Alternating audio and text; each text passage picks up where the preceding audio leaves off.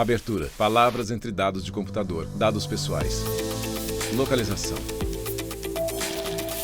Redes sociais.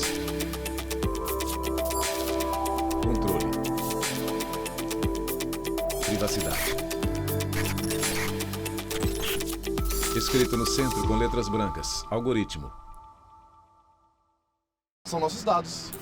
Né? Eles estão pegando. Você acha que deve Eduardo conhecer Melo, melhor do que eu jornalista. mesmo. Então é isso que eu acho. Vinheta de dados. Eu imagino que eles façam um perfil. Rodrigo criem um perfil Rodrigues, a partir professor. desse uso, a partir daquilo que eu demonstro interesse, do que eu busco.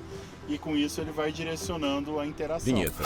Algoritmos, a internet, Regina Faria, gerente. mais ou menos eles vão, você faz a pesquisa, eles gravam e depois eles ficam te enviando propagandas, porque às vezes incomoda, né? Você quer pesquisar outras coisas e eles ficam insistindo nas propagandas. Vinheta. Um algoritmo é uma sequência de linhas de códigos criada para resolver tarefas ou problemas de forma automatizada. Vários códigos de programação adotam essa estrutura básica, como, por exemplo, as redes sociais. Esse tipo de conhecimento pode garantir mais eficiência na hora de definir qual publicidade irá atrair o consumidor e até influenciar opiniões sobre religião, política. Para quem não é ligado em tecnologia, é difícil mesmo saber o que é algoritmo. Mas esse nome estranho à maioria das pessoas já faz parte do nosso cotidiano e nos captura cada vez que usamos o celular, um tablet, um computador. Códigos binários em tela. Olho humano. Mulher cadeirante usa um notebook. Os algoritmos, eles existem há muito mais Regina tempo do que nós Cantelli, imaginamos, professora de engenharia né? de dados FIAP. Quando a gente lembra lá dos chineses com o ábaco, fazendo as operações com aquelas bolinhas para cima e para baixo, eles já estavam empregando, né, as técnicas de algoritmo, estabeleceram um raciocínio para chegar à resolução de um problema. Então, o algoritmo nós empregamos sempre, desde que nos conhecemos como humanidade, cada vez que a gente decide, por exemplo, como que eu irei da minha casa até o mercado, eu já estipulo na minha cabeça um algoritmo de quais serão os passos, literalmente, não é? Que eu darei para eu resolver esse problema, eu acertar essa minha tarefa. Entre códigos binários, pessoa acessa aplicativos pela tela do celular.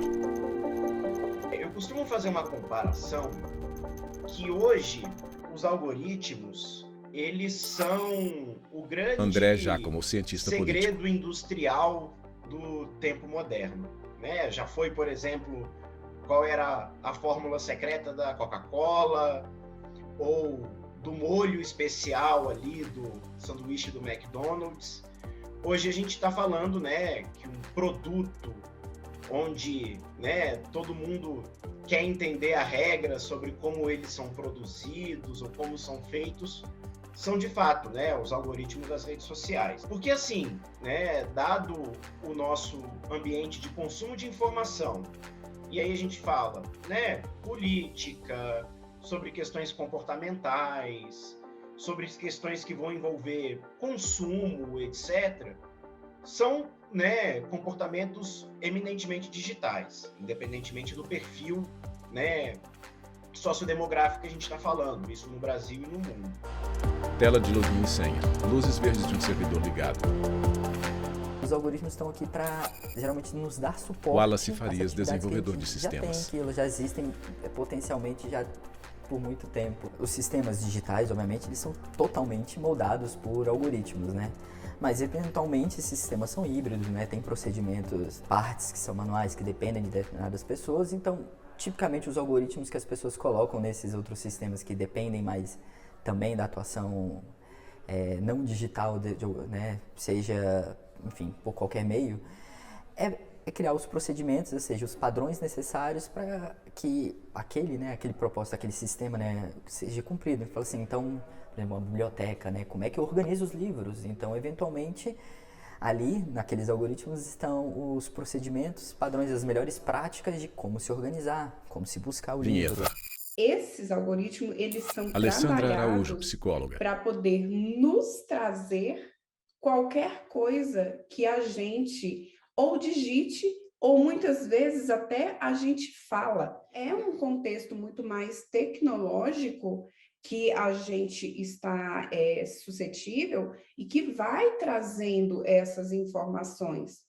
E aí, para poder a gente ver como que a gente possa evitar, eu falo, dentro do contexto da saúde mental, né? Se eu estou dentro de um quadro de depressão, eu não posso ficar também pesquisando e buscando coisas que vai alimentar essa questão.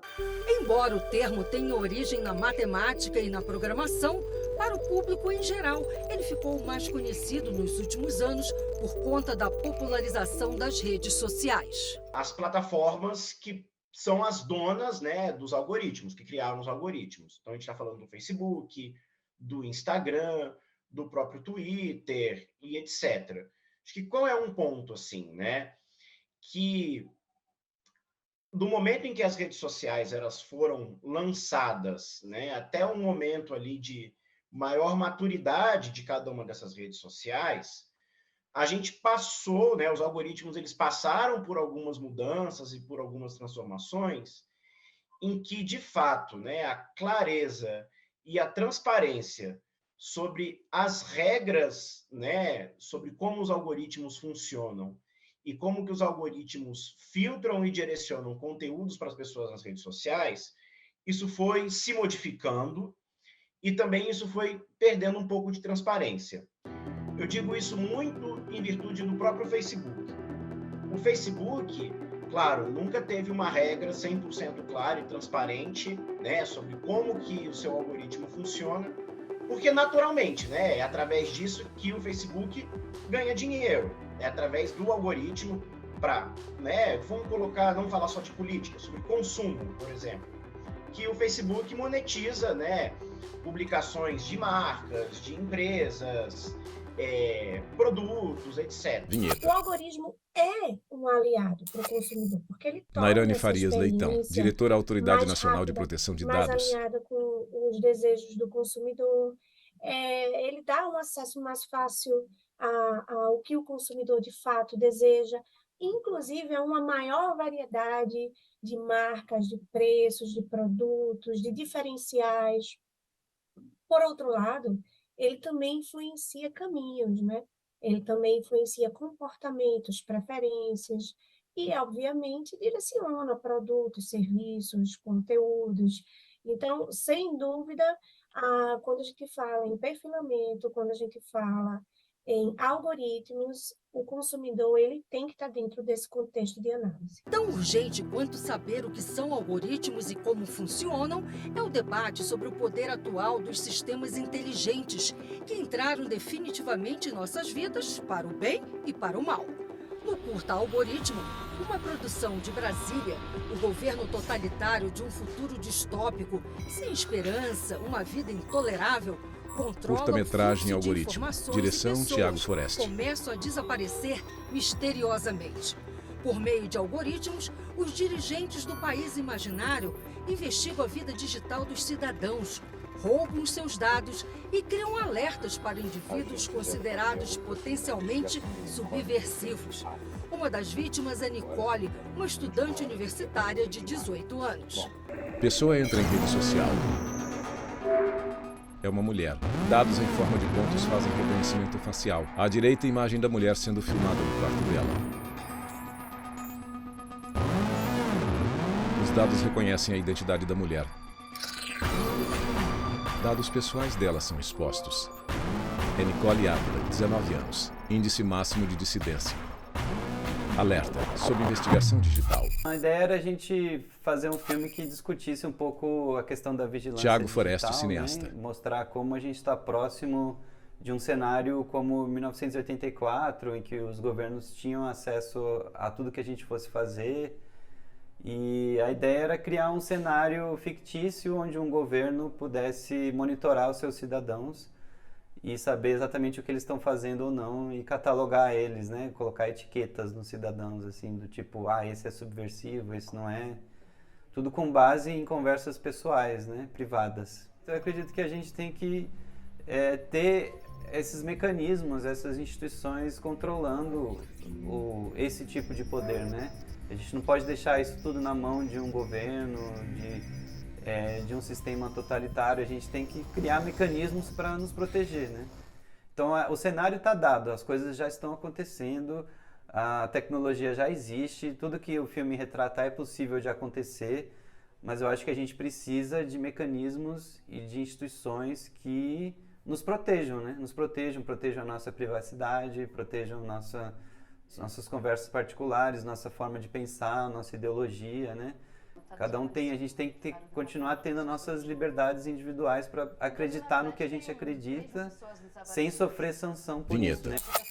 Toda a tecnologia, nós sempre temos que levar em consideração, né, o lado bom e o lado ruim, vamos dizer assim, né, o positivo e o negativo, não é?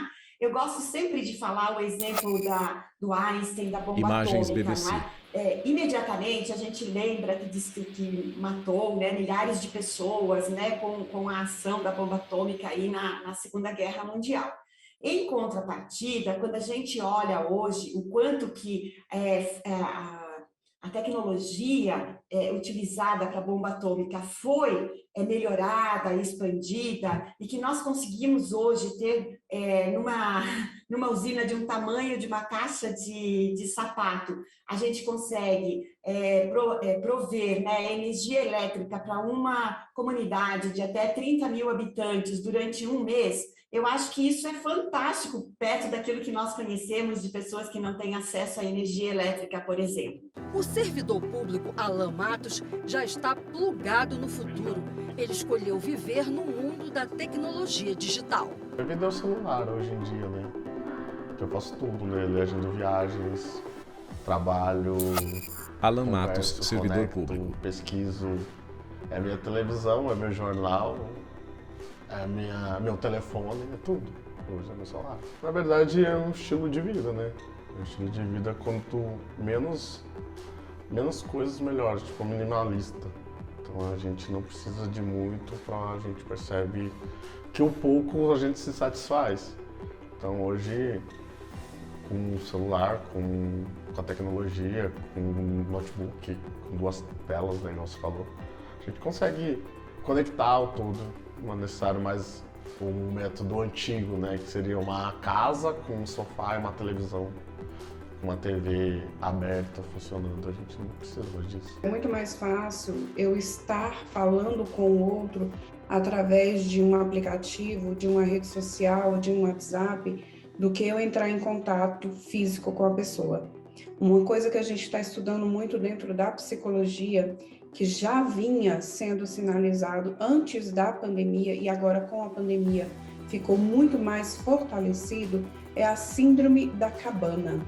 O que é a síndrome da cabana? É quando o meu espaço de casa, o meu quarto, muitas vezes, ele fica sendo aquele ambiente totalmente seguro, que faz com que eu não precise me expor nem a doenças, nem a crítica que o outro muitas vezes vai fazer. Para especialistas em direitos do consumidor, um dos grandes dilemas do mundo digital é o destino dos dados, informações confidenciais dos usuários de internet que os algoritmos podem manipular por meio de dispositivos tecnológicos. Vinheta. Nós estamos no que muitos chamam de capitalismo da vigilância, né? Em que a gente utiliza toda a experiência humana, a partir de vozes, até mesmo personalidades, inclusive emoções, como matéria-prima. É uma matéria-prima quase que gratuita para ser traduzida em dados comportamentais. Acaba que a gente tem também o que outros denominam de varejo de dados.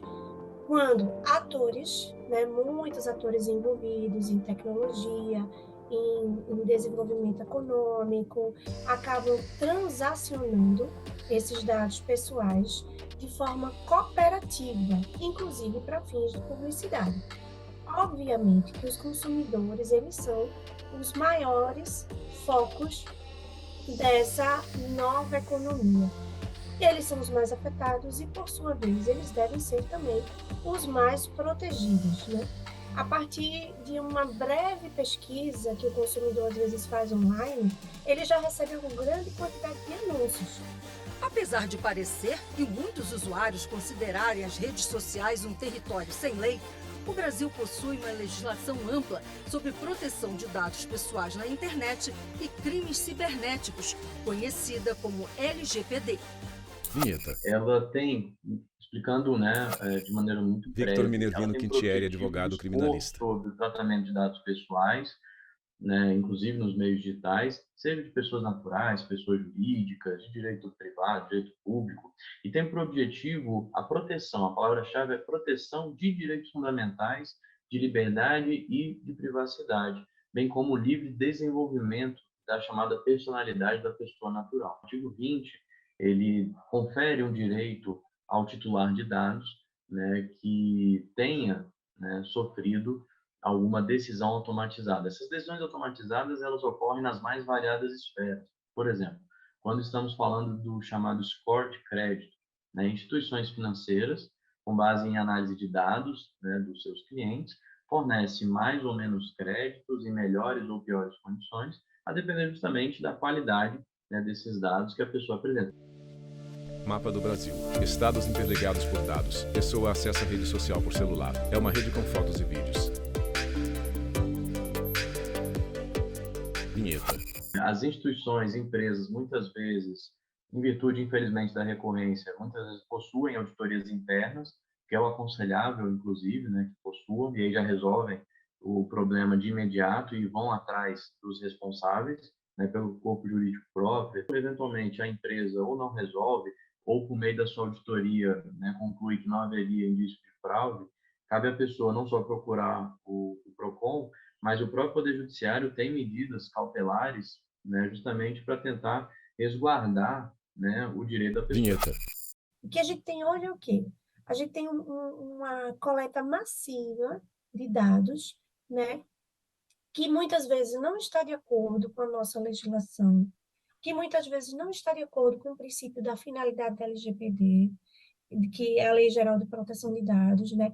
E esse princípio, ele diz que essa coleta de dados, ela tem que estar restrita ao mínimo necessário para uma determinada finalidade, né? Além de diversos outros princípios, a gente vê como é importante essa minimização da coleta de dados, como é importante essa abertura de informação para o consumidor. A gente tem no nosso sistema legal que a gente chama de autodeterminação informativa, que é quando a gente pretende garantir às pessoas que elas possuam um pouco mais de controle sobre os seus dados, né? A gente tem aí, claro, um longo caminho ainda no Brasil para que a gente consiga chegar nesses momentos, para que a gente consiga chegar nesses ambientes de mais respeito, de mais transparência, de autodeterminação informativa, né? E especialmente aqui no Brasil, que a gente não tem uma cultura de proteção de dados pessoais. Vinheta. O nosso controle hoje sobre os algoritmos é muito pequeno, tá? Por conta desse segredo industrial que são os algoritmos, né? Se sabe muito pouco. As plataformas, elas não têm transparência total, né, sobre como funcionam. Em alguns países do mundo, até chegou a ter algum tipo de regulação para aumentar esse tipo de transparência. Mas vai entrar muito também numa discussão longa, né, sobre, enfim, a lógica de mercado, sobre uma lógica capitalista mesmo, que em que medida, né, que a propriedade intelectual desenvolvida pelas próprias redes, que são, né, os algoritmos, eles são, né, devem ser 100% transparentes. O que de fato mudou aí em relação a essa questão dos usos dos dados pessoais das pessoas nas redes sociais é a Lei Geral de Proteção de Dados no Brasil e os seus casos análogos na Europa, nos Estados Unidos e por aí vai. Porque aí sim, de fato, né, a possibilidade desses usos ou a possibilidade de divulgação desses usos blindou mais o consumidor, o eleitor, coisas nesse sentido. Esse foi um avanço. natural ali nas democracias. Outra polêmica em relação aos algoritmos é o Imagens uso político BBC. e eleitoral da ferramenta. Um dos episódios mais emblemáticos foi a campanha à presidência dos Estados Unidos em 2016. O tratamento intensivo de dados recolhidos em pesquisas e algoritmos teria sido decisivo na vitória de Donald Trump sobre a candidata Hillary Clinton. Vinheta. A gente tem uma ideia da dimensão. Durante o debate da Hillary com o Trump na TV americana, foram mais de 400 mil posts feitos automaticamente pelos algoritmos, de acordo com o momento que estava no debate, com as palavras que são mais citadas, com a organização do que estava acontecendo na rede, ou seja, aproveitando aquele momento, bem como o marketing faz, né? Aquele momento para que se construa uma imagem e essa imagem seja divulgada, né, nas redes sociais, receba um apoio, e aí você que está do outro lado indeciso, você vê que não é só você, que você tem uma gama de pessoas que estão também tendo o mesmo direcionamento que você se sente incluído. E isso, enquanto pessoas, enquanto sociedade, é o que todos nós queremos, não é? Ser incluídos, ser aceitos, que as nossas ideias persistam. Vinheta. E o amadurecimento do uso dos algoritmos vem nos mostrando, tá? É que você precisa estar dentro do ambiente digital para poder você disputar politicamente espaços e para você disputar politicamente votos, vamos chamar assim, né? Ou a preferência do eleitorado, a preferência da opinião pública. E nesse sentido, tá? Como a disputa política fora das redes sociais, ela é uma disputa incompleta, vamos chamar assim, hoje em dia, né, independentemente de qual é a ideologia que a gente está falando, qual é a preferência política que a gente está tratando aqui, né, dentro de um debate mais político, você precisa, né, do algoritmo, ou melhor falando, das redes sociais, para poder direcionar esses conteúdos para você, então, alcançar, né, enfim, o máximo possível, né, de eleitores. Em computador, o programador acessa código-fonte. A preocupação com o mau uso dos algoritmos tem sua razão, mas não pode desconsiderar as contribuições da ferramenta à vida moderna. Os algoritmos estão presentes nos avanços da medicina, da meteorologia, da gestão ambiental, nos transportes, na maioria das tecnologias que facilitam o nosso cotidiano. O mundo moderno todo é feito por isso, né? Então, todas as profissões sempre fizeram isso durante toda a história. Então, o marceneiro, o médico, né? O médico, ele tem os procedimentos dele. Então, esses procedimentos com o tempo foram começando a ficar, vamos dizer assim, lentos, dado o volume, né, que, vamos dizer assim, a sociedade ia crescendo, as necessidades iam aumentando. Então, e a informação, principalmente a informação, foi crescendo. Então, o próprio médico ou o bibliotecário, agora ele lida com muito mais informação do que ele lidava, sei lá, 100 anos antes. Então, alguns procedimentos é melhor automatizar em determinados sistemas e aí ele passa a utilizar o cérebro humano, que tem todo esse fator criativo, para outras coisas, outras atividades que só o humano pode fazer, e ele delega aquelas coisas, vamos dizer assim, depende do contexto, né, mas mundanas para os algoritmos. Vinheta. A evolução humana, especialmente quando vista nas últimas décadas, ela tem um estreitamento, ela tem uma ligação muito íntima com os algoritmos. Se a gente olha a evolução humana nas últimas décadas, ela é muito focada, ela anda em paralelo à tecnologia e à inovação. Tudo isso está baseado em algoritmos. Se a gente pensa, por exemplo, no nosso dia a dia, né, nos smartphones, nos computadores, nas TVs, nos programas de streaming, nas redes sociais, os aplicativos que nós usamos, todos eles são baseados em algoritmos, né? Ele tem um impacto, sim, positivo na experiência do consumidor, porque ele é capaz de traduzir em melhores ofertas, né, em melhor resultado, reduz a taxa de rejeição. E, claro, o algoritmo, ele faz uma mediação mais equilibrada, ou pelo menos ele tem condições, se feito de forma adequada, uma mediação mais equilibrada de tudo que está disponível. Vinheta. Isso sempre aconteceu, sempre vai continuar acontecendo. Temos a preocupação de que essa evolução nossa, junto com esses algoritmos, né, junto com a inteligência artificial, com a aprendizagem de máquinas, não é, nos leve, como sempre, a um novo patamar, onde nós possamos ter uma expectativa de vida maior, onde nós podemos usar, então, também, né, para que nós possamos ter a expansão da capacidade do nosso cérebro, que nós sabemos que ele é fantástico, nós usamos pouco dele, nós podemos usar muito mais do que ele. Então, esse acesso à tecnologia é que tem que ser garantido para todos. Então, não que esses algoritmos fantásticos que já nos ajudam a fazer exames médicos mais elaborados, que eles também estejam acesso, né, a toda a população e não somente a uma camada privilegiada da população, que a gente está vendo que não necessariamente tem a ver com recursos financeiros. Esse acesso pode ser de recursos mesmo, de você estar habilitado num país, de estar habilitado numa sociedade agora que vai levar em consideração o conhecimento, a preparação, e esse tipo de diferenciação é o que me preocupa, que a gente não tenha e que a gente consiga, não é? Com que todos possam fazer uso desses resultados fantásticos que a tecnologia tem nos trazido. Homem acessa a rede social pelo celular. Chip de computador. Dedo toca a tela de celular para acessar aplicativos. Linhas de códigos com dados. Os códigos formam a bandeira do Brasil. Vinheta de dados. Crédito Cines. Roteiro e edição Marta Correia. Produção Bárbara de Alencar e Thalita Oliveira. Assistente de produção Ana Rita Almeida. Imagens Luiz Guilherme Jefferson Martins e Lúcio Ribeiro. Assistência técnica Luiz Carlos Melo, Kleber Leite e Cláudio Júnior. Montagem e finalização Ricardo Farias. Direção de arte Sérgio Coelho Júnior. Núcleo de programação Rosa Wazen. Núcleo técnico Fábio Guedes. Núcleo de produção de programas Flávia Soledade. Supervisão Coordenadoria de Gestão da TV e Rádio Justiça, Secretaria de Comunicação Social, STF. Realização TV Justiça Essencial 2023.